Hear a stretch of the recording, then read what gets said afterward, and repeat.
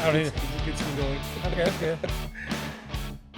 Hey everyone, good morning. Here we are again, episode number 4 off the block, a Big Valley Auto Auction podcast. I am your host, Mera Rangel, and I have the pleasure of sitting next to Mr. Al Phillips. He's the used car director at Spikes Ford here, a local dealership in Mission, Texas. Is that correct? I'm the general sales manager of the General store. sales manager. Sorry about that. But used car director too. It doesn't matter at all. All the same.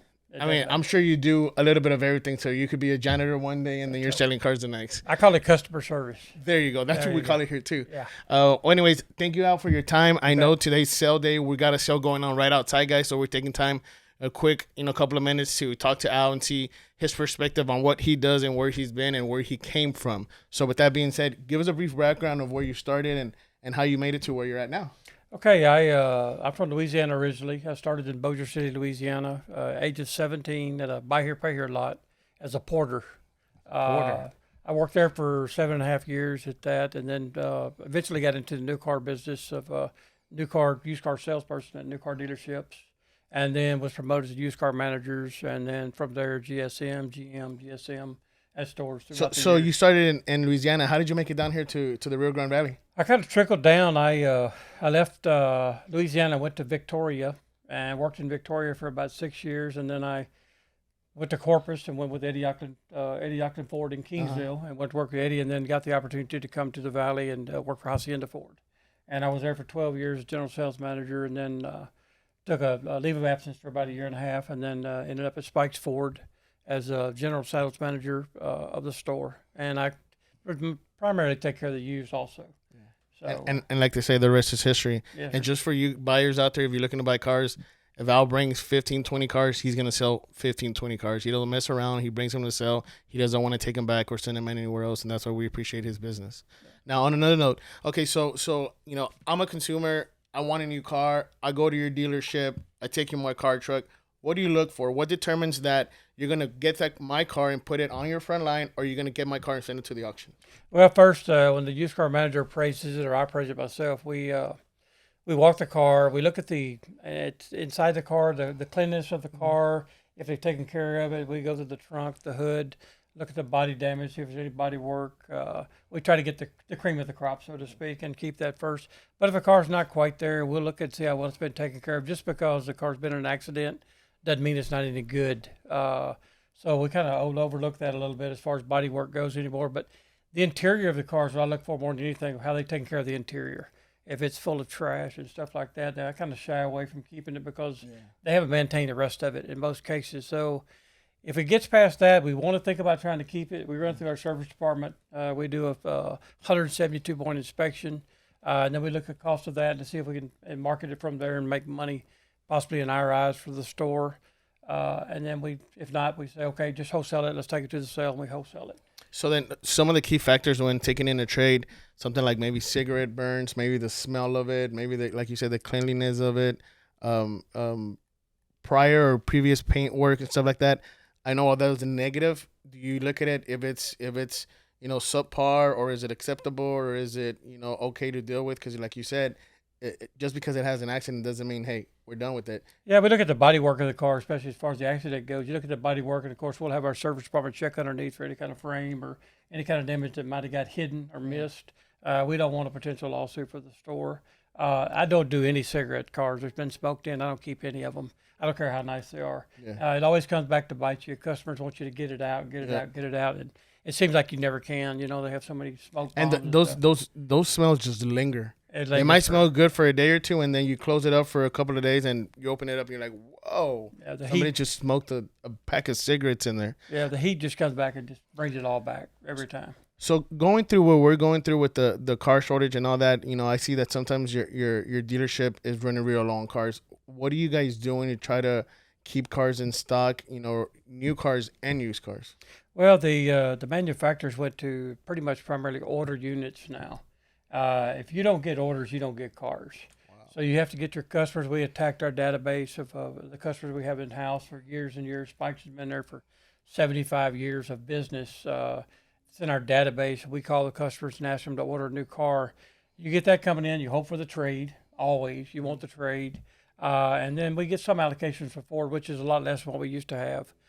We used to have about 750 cars in stock. Now might have 50, and we're one of the most packed dealers in the valley right now with inventory. So you guys had to pivot in a sense, right? Because like you went from having your lot completely stocked to, the buyers coming to you, and now you're trying to get orders. So now you're calling the buyers, hey, I need you to order a car for me. Exactly. And then on the hindsight, you're like, I hope they have a good trade that's clean, that's ready for me to put on my used car lot, and if not, it's going to the auction. Exactly. That's exactly what we do. Wow, that's crazy, guys, and that's where we're at in the auto industry. It's you guys drive through your local dealership, whether you're here where we're at in the valley or California or Oklahoma, Florida, where you're at, and those lots look really, really empty. And it's not they're out of business, guys. It's just that there's a shortage in cars, and like Al said, they're doing it on a per order basis, which means, hey, if you have an order to submit for us, then we're gonna send you cars. Other than that, sit back and relax, because you're not gonna get anything anytime soon. Exactly right. Well, that's why used car business is so the market is so high, and it's not coming down. Where do you see the auto industry going in the next 6 months to a year? I know it's been up and down. There's been a lot of talks about the chip shortage and things like that. Do you see that being handled and going back into regular production where you can restock your lot, or you think this is going to carry on for another, I don't know, a year, 2 years, God forbid? But I think forever. I don't think it's ever going to get better like it was. I don't think it ever comes back. They can't. We're a small store, and we've got hundreds and hundreds of orders of cars, maybe 1,000. That's kind of reaching a little high, but hundreds of orders, and it's not coming back to a lot like it used to be ever. Ford's got a model down now where they've cut costs and they've cut their stock. So they cut, like, instead of keeping 50 bumpers in stock, they keep 10 now. So their overhead's down because they can't build the truck because they don't have the chips. And they're sold units, so they're selling as fast as they get there. So it's like a turn basis. So you get them in, they go out the door. You get them in, go out the door. Instead of stockpiling all this inventory, they don't have to do it anymore either. So they're getting smarter too. But it's never going back to a lot full of cars.